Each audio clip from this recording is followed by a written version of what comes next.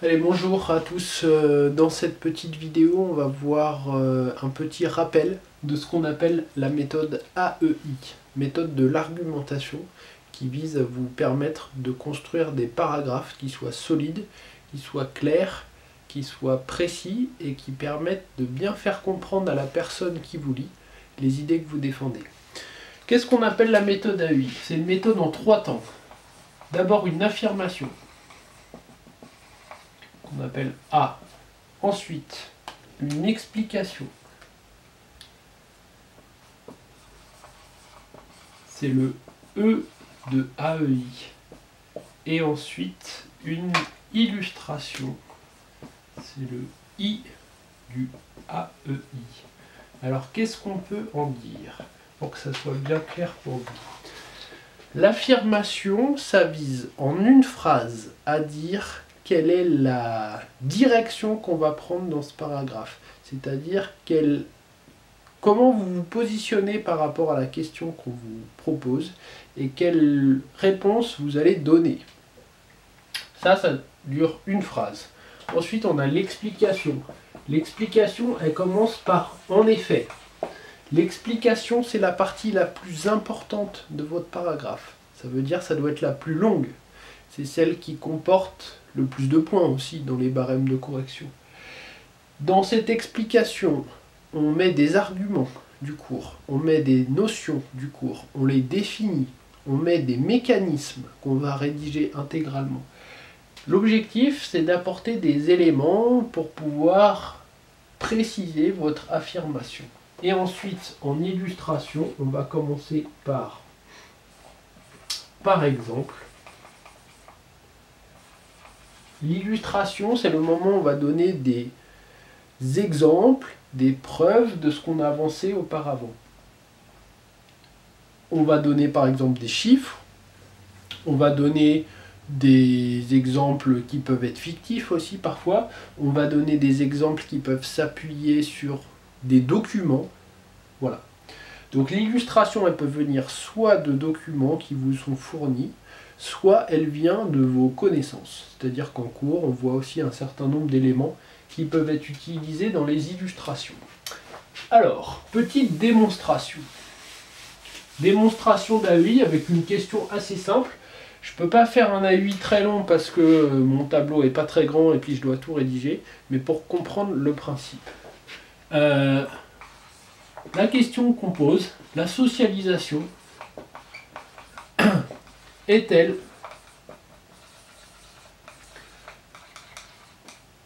la même chose que l'éducation? Ça, c'est la question qu'on vous pose. On va essayer d'y répondre en mobilisant la méthode AEI. Alors, je commence par une affirmation. La socialisation n'est pas la même chose que l'éducation. Alors, j'ai affirmé quelque chose, c'est-à-dire j'ai dit dans quelle direction je vais aller, qu'est-ce que je vais répondre par la suite. Je passe maintenant à mon explication. L'explication, je la commence par « en effet ». En effet, la socialisation désigne un processus d'intégration de normes. Voilà. Petite panne de stylo. De normes. Donc là, idéalement, je donne la définition. Et de valeurs. Et là, je donne la définition. On peut dire quoi d'autre? Elle est bien plus large. Elle est bien plus large que l'éducation. Et là, on va y aller. On donne des arguments qui permettent de dire pourquoi la socialisation, elle est plus large que l'éducation.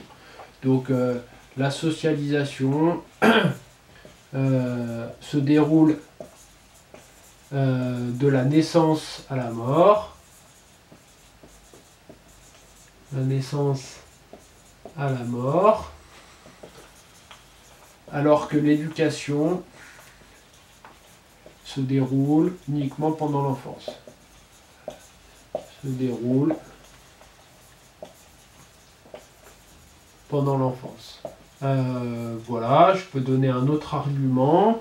La socialisation fait intervenir une multitude d'acteurs. Une multitude d'acteurs, voisins, amis, famille, copains, collègues, etc. Alors que l'éducation est assurée par la famille et l'école seulement. Par la famille et l'école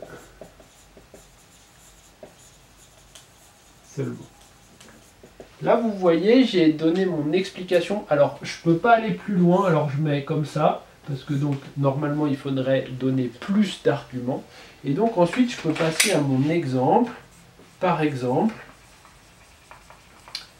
qu'est-ce que je pourrais donner comme exemple? Un parent qui oblige son enfant à traverser au feu vert quand le feu piéton est vert, c'est un exemple d'éducation. C'est un exemple d'éducation et aussi de socialisation. Aussi de socialisation. Là, j'ai plus de place, donc je vais vous le faire à l'oral. Par exemple, des amis qui transmettent une certaine norme à un individu, comme le fait de, je sais pas, porter tel vêtement ou utiliser telle application, c'est une forme de socialisation, mais ce n'est pas une forme d'éducation. Donc la socialisation est plus large que l'éducation. Donc là, vous voyez bien nos 3 points. D'abord, j'ai affirmé quelque chose. Ensuite, j'ai expliqué des arguments du cours, des définitions, etc. Et ensuite, j'ai donné un exemple. Là, je n'avais pas de document utilisé, donc l'exemple, il vient du cours, il vient de mes connaissances. Mais vous aurez parfois, souvent, des documents pour vous appuyer pour vos illustrations.